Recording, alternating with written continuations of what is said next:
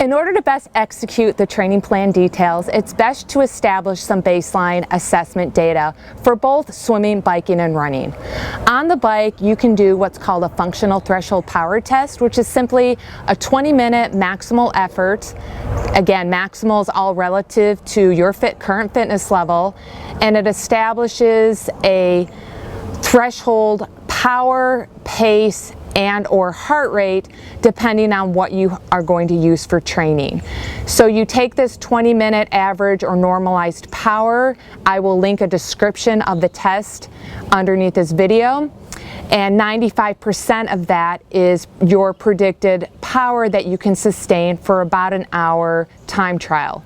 Like I already said, it is your threshold power. Your threshold power is generally zone 4. I use a 5-zone scale. So over 100% plus of zone 4 is considered your zone 5.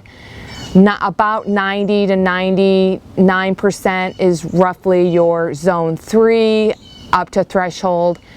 80 to 90 is roughly zone 2, and under 80% is your zone 1. I have a chart included in the training plan that's written out of what your threshold power percentages according to your pace and your heart rate will be. Training Peaks makes it easy to set up your zones because once you know your threshold power, you go to your settings and you can input that number, and Training Peaks will calculate your training zones. So whether you're doing the Coggin training zones, maybe you're following 80-20, Training Peaks has that established in their program to make it easy for you. The training details are set up using Workout Builder, and even though I just have the descriptions all based on rate of perceived effort on a scale of 1 to 10, you can change those to show you percentages of your power based on your threshold power. Now, if your threshold power is not updated accurately in Training Peaks, then you are going to have incorrect training zones. The reason I use rate of perceived effort is I think it's important, especially for a beginner, to learn their effort, and generally a beginner might not have access to a power meter, heart rate monitor yet, and they can at least use their rate of perceived effort to gauge and help them monitor the training intensity and the details of the program.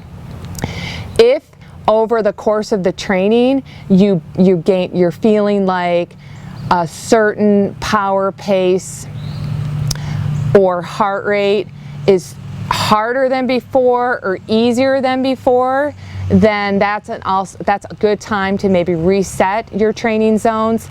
Another reason you may want to reset your training zones is if you've had time off.